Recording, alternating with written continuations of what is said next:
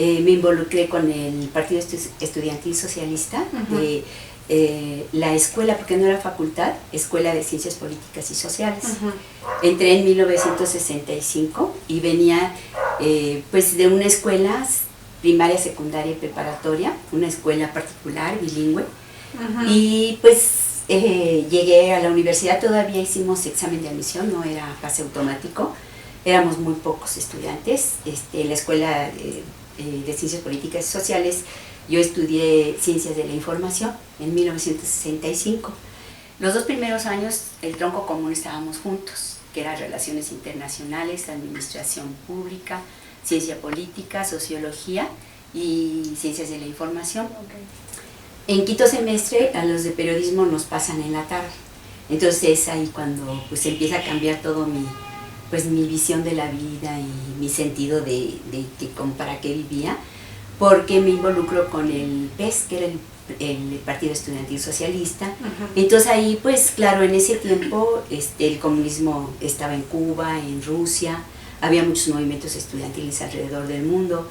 Entonces empiezo a cuestionarme, ¿verdad?, el sentido de la acumulación de las riquezas. Estudiábamos Marx, Lenin.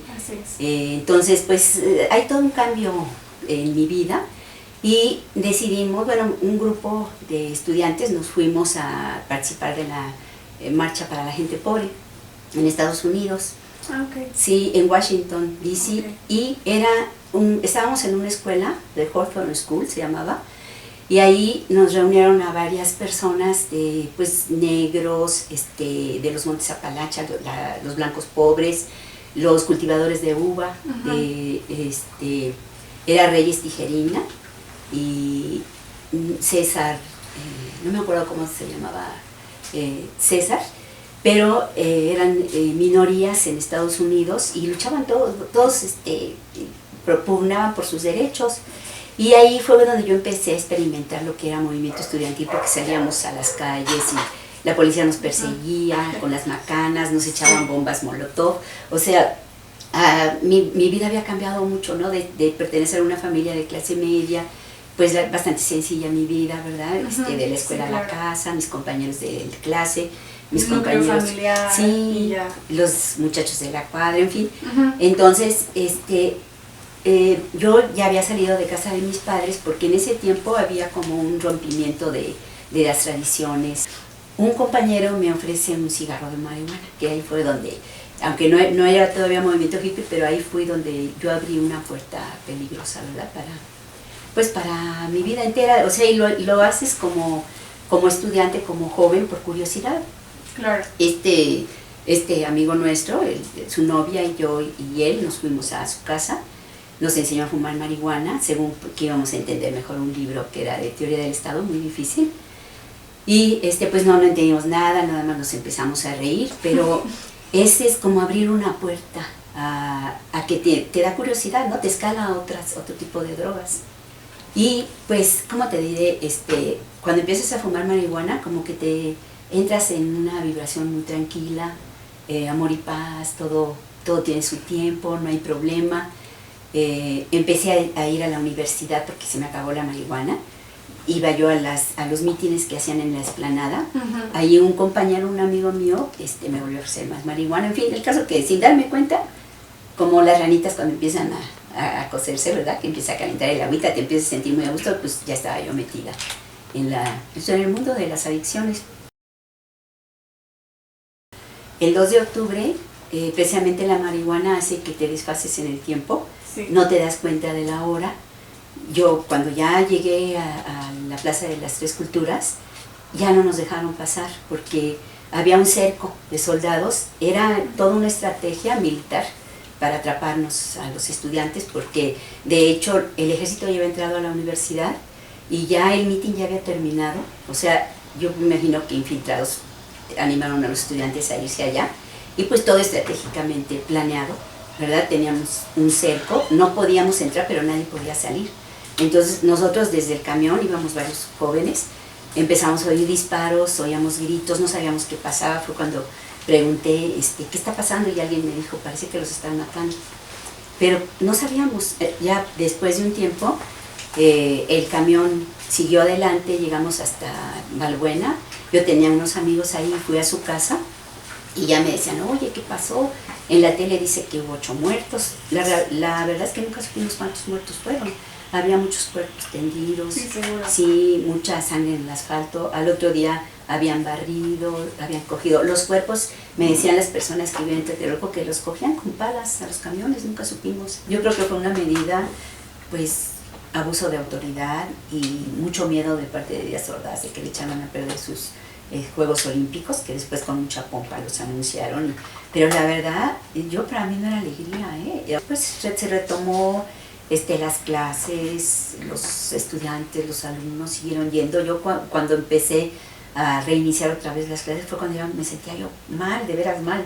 O sea, yo decía, es que yo no puedo estar aquí porque sería como estar de acuerdo en lo que, o ser solidaria, ¿no? Con lo que pasó. Entonces yo deserté.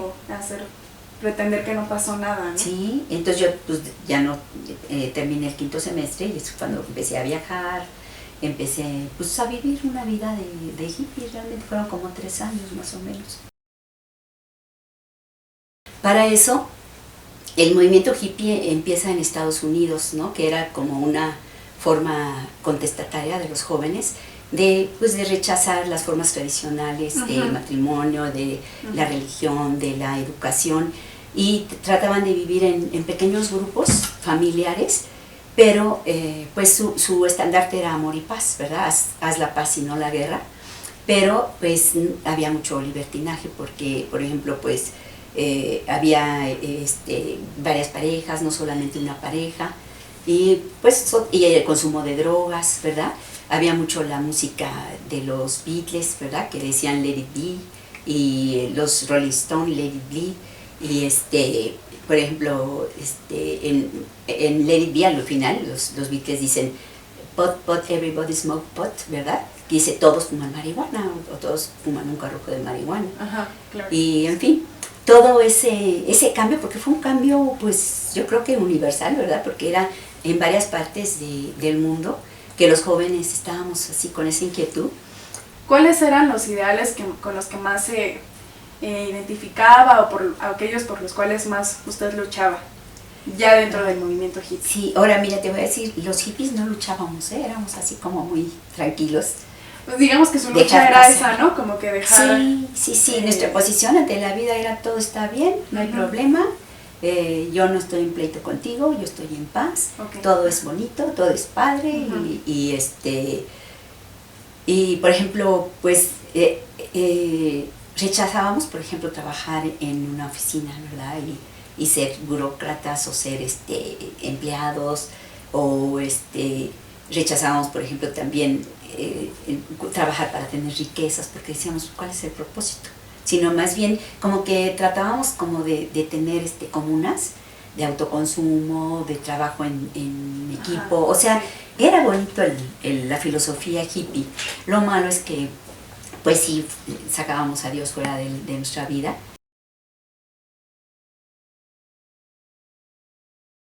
La gente que llegó el tío de uno de los muchachos, y yo veía que hablaba con los jóvenes. Y pues, digo, te vuelves como muy indiferente de lo que pasa a tu alrededor. Entonces me acuerdo que un día estaba yo en el suelo, descalza, y estaba fumando un cigarro de marihuana, y él se me acercó y me dijo, oye, ¿ya viste qué feo está tu cigarro? Y sí, a mi cigarro le habían salido así como 2 cuernitos, y me dijo, ya no fumes eso, te hace daño. Dice, tú sabes, dice, que tu vida podría ser diferente, podrías influir positivamente en los demás. Luego me vio los pies y me dice, tienes bonitos pies. Dice, ¿tú sabías que son bonitos los pies de los que anuncian las buenas nuevas? Pues a mí me habló en chino, ¿no? Ya después, cuando se fue, le pregunté a uno de mis amigos, le dije, oye, ¿qué me querría decir Armando? Me dice, no le hagas caso, está loco. En una ocasión, yo encontré, iba a prender el boiler, porque a mí sí me gustaba bañarme, y era un boiler de combustible, y me acuerdo que entre los combustibles encontré un evangelio de San Juan, de esos chiquitos. Y entonces pues, lo empecé a leer y me gustó mucho el evangelio de San Juan, porque decía, ya les dice, en el principio era el verbo. Pero aquí ya me estaban hablando de una persona. Me decían que Cristo era el verbo encarnado. Y ya me seguí leyendo, llegué al capítulo 10 ahí dice que el ladrón no viene sino para matar, robar y destruir. Dice, yo he venido para que tengan vida en abundancia. Y yo así me sentía que me habían robado mis sueños, que me habían destruido mi personalidad, porque cambias totalmente de personalidad. Okay, ajá. ¿Qué sueños? ¿Qué sueños le habían Pues mis robado? sueños, dice Luisa Lane, la periodista, desde niña yo leía Superman y me encantaba el personaje. Como siempre me gustó escribir, estaba entre ciencias de la comunicación o letras hispanas, literatura. Okay. Ajá. Pero pues ahí como que hace cuenta que con lo del movimiento yo me quedé muy, muy decepcionada, ¿no? Me dice que también sentía que le habían robado su personalidad.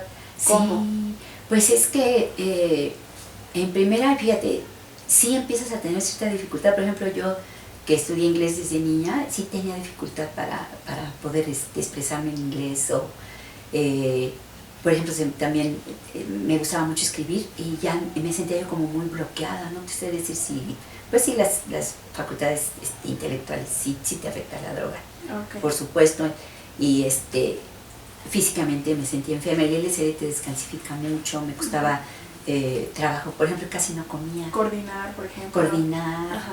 Sí, y también pues sientes algo como de vergüenza, ¿no? Porque tú vienes de cierto estrato social y todo, y luego andar así en la calle hasta descalza y de hippie, pues como que ya no era fácil relacionarte con la gente que conocías, ¿no? Entonces el Señor también dice, yo he venido para que tengan vida en abundancia. Y cuando Él dice, yo soy el buen pastor, el buen pastor su vida da por las ovejas, y dice, mis ovejas oyen mi voz y me reconocen. Ahí fue donde me cayó el 20, dije, sí, Señor, yo quiero esa vida abundante. O sea, dentro de lo que no sabes cómo expresarte, pues empieza tu espíritu, yo creo, o el Señor empieza a entrar en tu vida, no te sé decir, pero empiezas a despertar. Y yo dije, yo quiero esa vida. Y pasó. Decía del folleto de las 4 leyes, que hubo una invasión a la universidad del movimiento Alfa y Omega, que era el movimiento joven de Cruzada Estudiantil para Cristo, y ellos tenían mucha labor en las universidades. Y yo me imagino que este folleto, porque los repartían, algunos de los hippies y todo, y que llegaban a la casa, han de haber puesto ese folleto en un libro.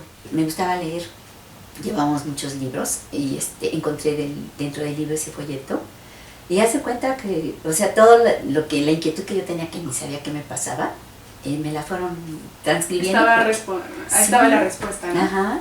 Sí, porque ahí ese folleto lo diseñó el director de Cruzada Estudiantil, que ya murió, el doctor William R. Bright, junto con unos teólogos, y él decía, tenemos que hacer un folleto positivo, porque la mayoría de los folletos decían, te vas a ir al infierno, ¿verdad? Y dice que él quiso decir, Dios te ama. Claro. Después ya empecé a ver que no era posible que yo disfrutara del amor de Dios, porque el pecado quiere decir muerte espiritual, que yo estaba muerta espiritualmente, y que Jesucristo había venido para darme vida, y que por más esfuerzos que yo hiciera, ya fuera de la religión o de la moral o de buenas obras o ideologías, que nunca iba a poder pues disfrutar de ese amor de Dios, que Cristo era el camino. Y entonces ahí te dan varios versículos, dice, yo soy el camino, la verdad y la vida, nadie viene al Padre si no es por mí. Entonces también te ponen una oración como guía, y yo esa oración la hice de veras de todo corazón, o sea, lo sentí. No te voy a decir que cambié o no, que yo lloraba mucho, pero en ese momento fíjate que no lloré, sino al contrario, yo sentí mucha paz, mucha alegría. Era un 22 de diciembre, yo andaba buscando pues un lugar donde vivir, y fui a la universidad, y la universidad estaba vacía porque pues no había clases. En ese tiempo eran las vacaciones, noviembre y diciembre. Y saliendo por la calle de Jurisprudencia me encuentro a una muchacha con la que había estado en un grupo de teatro, y entonces ella me saluda y me dice, oye, te veo muy delgada, ¿qué tienes? Estaba yo muy demacrada. Me dice, yo tengo lo que tú necesitas. Y digo, ay, ¿de veras qué? Y entonces me vuelve a dar ese folleto. Mi amiga me invitó y ella me empezó a discipular. Cada semana me decía, te invito a que leamos la Biblia, y ya empezamos a leer la Biblia. Pero pues yo pienso que es muy difícil, porque yo me sentía muy, muy mal, muy deprimida. Pues empiezas a tener muchas cuestiones, porque además pues, quería yo dejar la droga y no podía. O sea, es bien difícil, bien feo. Me pasaron muchas cosas así muy feas. Pero ya lo último, el 31 de diciembre del 71, ahí en la Plaza San Jacinto teníamos una cafetería de Benito, que era un amigo, y nos invitó a pasar el año nuevo. No te sé decir qué nos dieron como un jarrito así de café, con piloncillo y canela, pero quién sabe qué le pusieron, pero yo me empecé a sentir muy mal. Y fíjate, todavía no había tanto peligro. Me acuerdo que de la Plaza San Jacinto a San Ángel me fui caminando. Vivíamos en un cuartito de azotea, una amiga y yo. Y ya llegué y ahí me acosté. Yo sentía que me moría, de veras, me sentía muy mal. Y no sé si el Señor me permitió ver pues otro plano, porque por un lado yo veía unos seres oscuros que me jalaban y decían, es nuestra. Y por otro lado yo veía, no sé si eran unos ángeles o seres de los que decían, es de Cristo. Y no te sé decir en qué momento yo tomé la conciencia y entonces clamé a Dios, de veras, y le dije, Señor Jesucristo, quiero dejar la droga, pero no puedo, ayúdame. Y quiero seguirte, y ya, me quedé dormida. Y al otro día, ya se cuenta que yo era otra persona. Sí, yo me sentía sana, alegre, no sé, mira, era otra persona, no te sé explicar, pero yo era otra persona. Me acuerdo que me peiné y ya fui con mi amiga y le dije, porque ella me había invitado a participar en el grupo de los jóvenes, dije, ya estoy lista. Es lo que más pudiera rescatar de haber estado como en esos movimientos socialistas, hippie, ahora como cristiana, ¿qué fue tal vez lo más impactante? Bueno, a mí, ¿sabes qué? Pues siempre me ha conmovido mucho que yo pues decía, primero yo era estéril, ¿no? Tenía el diagnóstico de esterilidad, había pues sido libre, ¿verdad? En muchos aspectos, entonces yo decía, pues Dios me llamó, yo voy a ser misionera, me voy a consagrar a Dios, o sea, yo tenía 25 años, era muy joven. Sí. Entonces, pero pues en el movimiento eran muchachas coordinadores y mi esposo empezó a proponerme que nos casáramos y por fin yo accedí después de 5 años de haber empezado a ser cristiana. Y como andábamos también como misioneros, siendo casados, íbamos a Tijuana en una campaña que se llama Vida para Todos. Y entonces yo seguía trabajando en las cartas de oración y que la mecanografía, todo eso, pero yo me empecé a sentir muy mal, muy cansada, con mucha hambre, muy irritable. Entonces fuimos al doctor y el doctor me dijo, es muy sencillo, señora, estoy embarazada. Y pues para mí fue, hace cuenta, no sé. Le dije, no puede ser, doctor. Me dice, ¿por qué? Y le digo, porque yo soy estéril. O sea, lo afirmé. Me dice, no, señora, dice, es más su matriz, dice, es 5 años más joven de lo que usted es. Entonces, ahí fue la confirmación de que Jesús, porque tenía yo 5 años de haber sido cristiana, me restauró físicamente. No sé, para mí fue un sueño. Muchas personas dicen, es que es horrible estar embarazada y que te cansas. No, para mí fue hermoso. Pues el Señor me llamó a ser esposa, a ser madre, a ser ama de casa. Y fíjate que también hay mucha satisfacción en eso, porque pues tener los niños y ver su desarrollo. Bueno, yo regresé a la universidad de manera providencial porque andaba buscando trabajo, como no encontraba. Llegué al CELE, me pidieron mi situación estudiantil, fui a servicios escolares, ahí me animaron Pedro Mundo y otro de los señores a que terminara la carrera. Después de 30 años lo que hice fue parchar porque ya habían cambiado los planes de estudio, en fin, y ya cuando ya iba yo a hacer mi tesis en el año 2000 hubo una huelga, entonces mi asesora me pidió que llevara pues algo escrito para ver cómo estaba mi redacción. Entonces yo leí que hablaba yo de cómo el mensaje de las buenas noticias puede pues combatir a las adicciones, que ese era el tema de mi tesis. Y las maestras todas me dieron el visto bueno y ya pude titularme. Y a partir de que le regalé un título a Elizabeth Isais, que era la editora de la revista Milamex, una revista cristiana, ella me animó a escribir el libro y entonces ya lo escribimos y me lo publicó. Y realmente fue de mucha bendición porque he podido dar testimonio en diferentes iglesias, con diferentes jóvenes en diferentes lugares, en Morelia. Y pues sí ha sido de bendición. Esto ya tiene pues desde el 2007 que salió el libro. Ya. Me gustaría saber cuál es el llamado que usted tiene en su vida ahora como cristiana, y ya después de unos años de conocer de Jesús, ¿cuál es su llamado de vida? Y yo mi ideal o mi sueño nuevo era ser misionera, ir a lugares muy inhóspitos. No sé, ese era mi sueño, pero pues yo pienso que puede ser misionera, por ejemplo, pues aquí con los vecinos, ¿verdad? O cuando mis niñas eran chiquitas con la ciudad de padres de familia, con las señoras, o pues no sé, en cosas bien sencillas como el metrobús, que puedes compartir tu fe, ¿verdad? Con alguien que tú te da, o sea, el Señor te pone las personas. Pero fíjate que reflexionando, ya después de tantos años, pues yo lo que le pido al Señor es que los años que voy a vivir, pues que siga usando mi vida de alguna manera, y realmente el llamado es pues a conocer de Dios, conocer a Dios, que pues que, no sé, que Cristo venga a tu vida y que seas tú uno con Él, como dice el Padre, y yo somos uno, y ustedes también, los cristianos, que ser uno con Cristo. O sea, y ustedes como jóvenes, pues yo es lo que les diría, ¿no? Que ustedes busquen su plenitud en Cristo, porque es lo único que realmente va a llenar sus vidas. Porque pues muchas otras cosas las pueden desilusionar, los ideales políticos o el amor romántico, como dice mi pastor, ¿no? Que muchas buscamos el amor romántico, o no sé, la popularidad, la riqueza, la fama.